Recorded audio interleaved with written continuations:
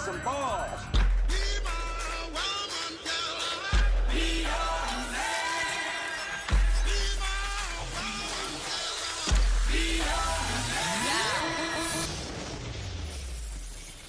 Yes, I be your woman. Yes, I be your baby. Yes, I be whatever that you tell me when you're ready.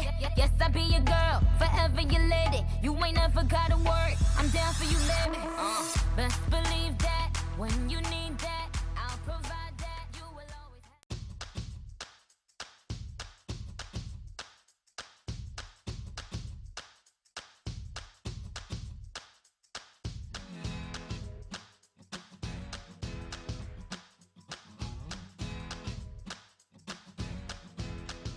Une obligation est un instrument financier émis par une institution.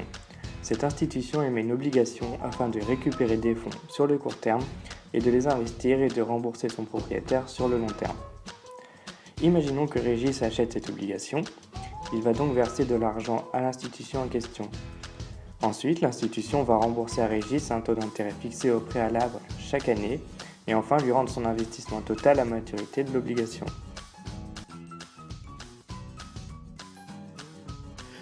Eh bien, si l'émetteur fait défaut, Régis ne récupérera jamais son argent, ou du moins très peu.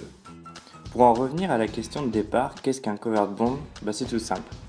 Si à partir d'un bond classique, on y ajoute une garantie par un portefeuille dédié d'actifs sous-jacents, on obtient alors un covered bond.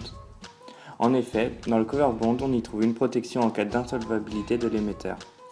Cette protection est due à un pool d'actifs permettant de rémunérer les détenteurs de manière identique aux obligations normales. En cas de défaut de l'émetteur, le porteur est protégé par ce pool d'actifs sous-jacents envers lequel il possède un accès prioritaire. Il ne touchera donc pas ses intérêts, mais justement des parties de ce pool de couverture. Le covered bond est un titre créé à partir de prêts hypothécaires ou de prêts du secteur public, tels que les collectivités locales par exemple. Du point de vue de l'émetteur, les covered bonds participent grandement à l'amélioration du profil de funding des banques et au management de leur liquidité.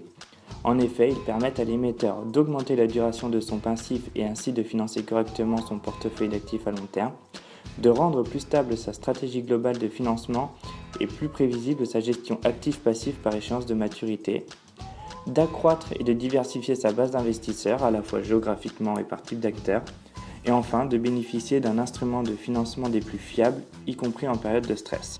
À ces avantages propres aux émetteurs s'ajoutent des atouts majeurs et un traitement réglementaire favorable au profit des investisseurs. Ces derniers bénéficient ainsi d'un double recours, à la fois auprès de l'émetteur et à la fois auprès du pool de couverture. Ils ont une pondération des risques allégée pour les banques de l'espace économique européen détenant des covered bonds domestiques. Les prêteurs bénéficient d'un traitement favorable dans le cadre des opérations de repo de la BCE et d'autres banques centrales. Le covered bond offre un plus grand degré de sécurité et répond aux critères de Solvency II et BAL 3. Ils ont généralement une meilleure liquidité du fait qu'ils sont émis en grande quantité. Enfin, ils bénéficient d'une notation plus élevée que la dette non sécurisée. Prenons l'exemple de Dexia, une banque belge. Nous voyons sur cette capture d'écran Bloomberg que l'agence de notation Fitch a noté cette banque A+. Mais lorsque l'on regarde les covered bonds de cette même banque, on s'aperçoit que Fitch ne l'a pas noté cette fois A+, mais bien AAA. Cet exemple montre parfaitement l'intérêt et la confiance que les agences de rating accordent aux covered bonds.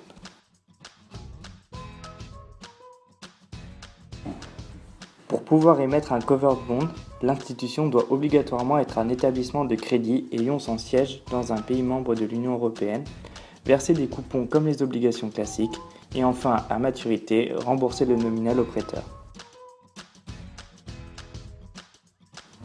Après l'annonce du CBPP, Covered Bond Purchase Programme, programme réalisé par les 16 banques centrales de l'Eurosystème en 2009, 60 milliards de covered bonds émis par des établissements de crédit de la zone euro ont été acquis au total.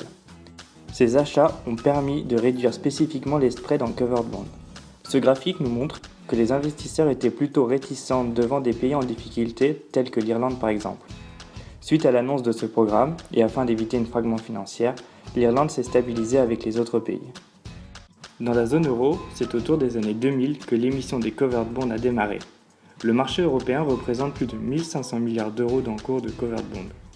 Ce marché est dominé par trois pays qui sont l'Espagne, aussi appelé cédulas ou multicédulas, avec 33%. Ensuite, on a l'Allemagne, communément appelée Pfandbrief, avec 28%. Et en troisième position, on y retrouve la France, avec 24%. Le marché actuel fait des covered bonds un outil incontournable dans le monde obligataire. Le double recours en cas de défaut de l'émetteur ainsi que la sécurité du titre font que les agences de notation leur accordent très souvent un triple A. Enfin, en cas de crise, le Covered Bond Purchase Programme aiderait les émetteurs à renforcer leur liquidité.